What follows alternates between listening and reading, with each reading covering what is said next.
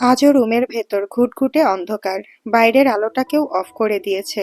সাফিন বলেছিল সাফওয়ান ভাইয়া বন্ধ করতে পারে, কিন্তু ও তো থাকে চিলেকোঠায়। ও কেন এত রাতে এসে লাইট বন্ধ করবে? রুমাইশা উঠল, কৌতূহলবশত জানালার কাছে গিয়ে পর্দা উঁচু করল। গ্লাস খুলল না। শব্দটা এদিক থেকেই আসে। আজ চাঁদের আলো আছে অল্প। জঙ্গলের দিকে তাকাতেই কেমন যেন ভয় ভয় লাগছে। হঠাৎ রুমাইশার চোখ গেল একটা অবয়বের দিকে। কেউ একজন হেঁটে হেঁটে জঙ্গলের দিকে এগোচ্ছে। রুমাইশা খেয়াল করে দেখতেই অবয়বটা জঙ্গলের ভেতর মিলিয়ে গেল। রুমাইশা খুব ভয় পেল। রাত এখন প্রায় 3:30। এই সময়ে কে যাবে জঙ্গলের দিকে? আর কেনই বা যাবে? যেখানে দিনের বেলা যেতেও ভয় লাগে, সেখানে এত রাতে কেউ জঙ্গলে যাবে কেন?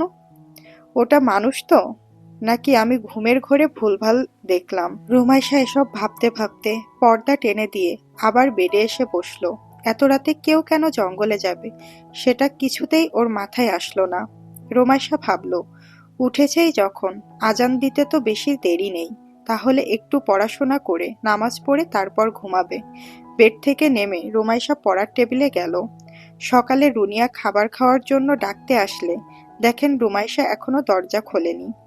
দু একবার আস্তে করে নক করলেন তিনি দরজায়, কিন্তু রুমাইশার কোনো সাড়া শব্দ পাওয়া গেল না। অগত্যা তিনি সাফিনকে ডাকতে গেলেন।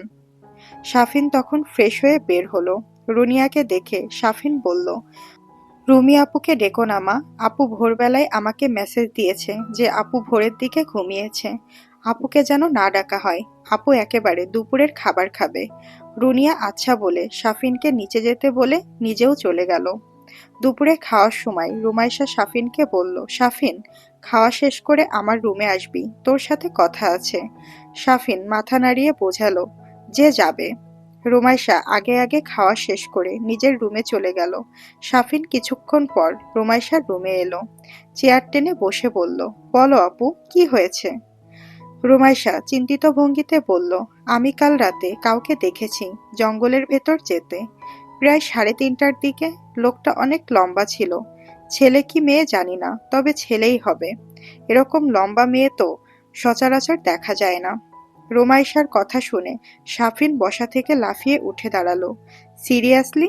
তুমি কাউকে জঙ্গলে যেতে দেখেছ? তাও আবার অত রাতে? সাফিন এবার হেসে দিল, বলল, আপু তোমার মাথাটা গেছে। কাল অনেক রাত জেগে পড়েছ, আর ঘুম কম হয়েছে বলে তুমি এরকম ভুলভাল দেখেছ। নইলে কারুর বুকের এত পাটা হয়নি যে উত্তরের জঙ্গলে একা একা যাবে, তাও রাত 3টেই। তোমাকে আমি একটা ভালো বুদ্ধি দিই।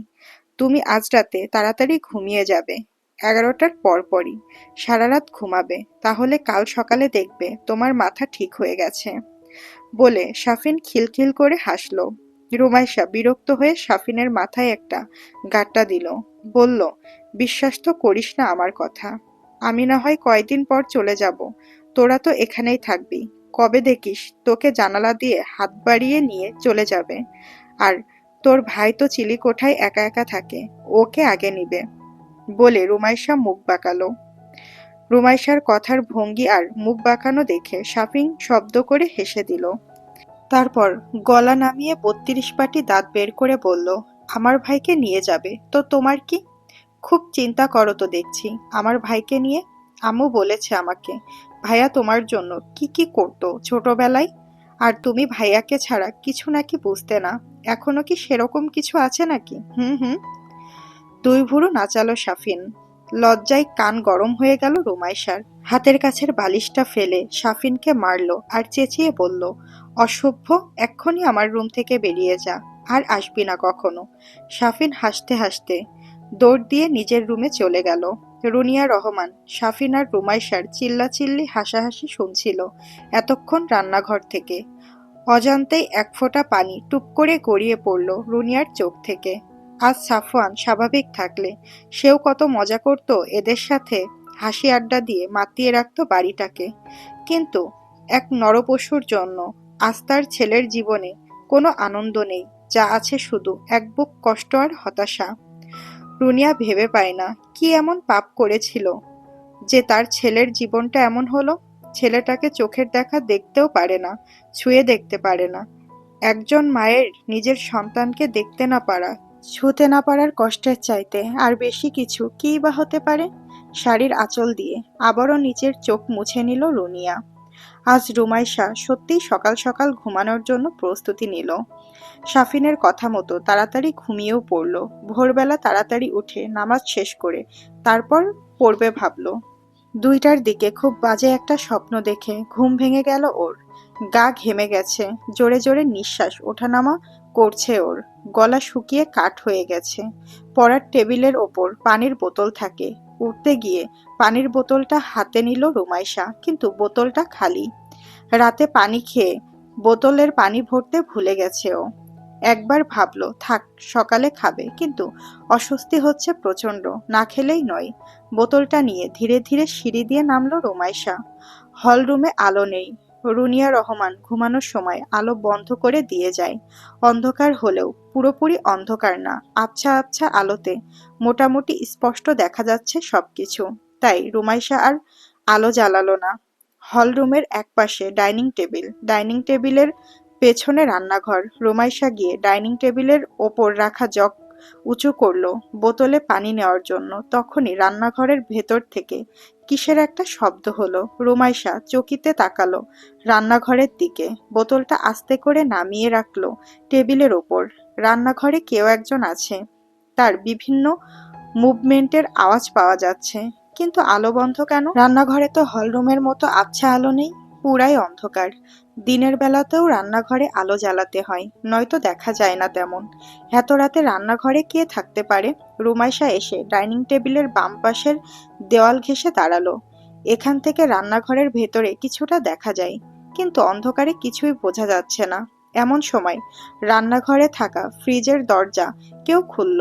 ফ্রিজের আলো এসে সেই কেউ একজনের মুখে পড়ে চেহারার সামনের অংশটা আলোকিত করে ফেলল। কিন্তু রুমাইশা লোকটার মুখ দেখতে পাচ্ছে না।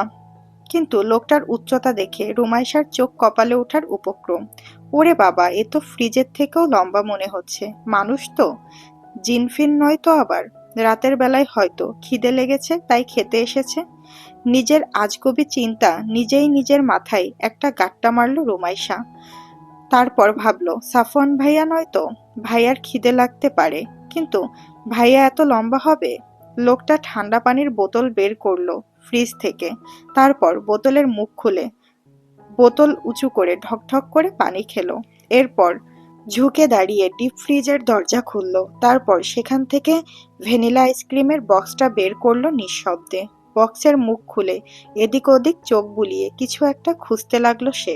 রুমাইশা বুঝলো চামচ খুঁজছে। কিছুক্ষণের ভেতর চামচ পেয়েও গেল। কিন্তু হঠাৎই সেই লোকটার সিক্স সেন্স ধারের কাছে কারোর উপস্থিতি টের পেল। আর সাথে সাথেই সে ধাম করে নিজের সামনে থাকা ফ্রিজের মুখটা বন্ধ করে দিয়ে তড়িৎ গতিতে তার আন্ডারশার্টের বুকের কাছে থাকা কালো রঙা মোটা গ্লাসের ডার্ক গগলসটা চোখে পড়ে নিল। আবারও ঘুটঘুটে অন্ধকারে ডুবে গেল রান্নাঘরটা। চারিদিকে এখন পিনপতন নীরবতা। রুমাইশা ভেবে পেল না কি করবে সে এখন। লোকটা কি ওকে দেখে ফেলেছে? কিন্তু ও তো মিশমিশে অন্ধকারের ভেতর দাঁড়িয়ে আছে, যেন ওকে দেখা না যায়। তাহলে লোকটা ওকে দেখবে কিভাবে? রুমাইশার এই ভাবনার ভেতরেই রান্নাঘর থেকে ভেসে আসলো একটা কঠিন গমগমে কণ্ঠস্বর। রিমু।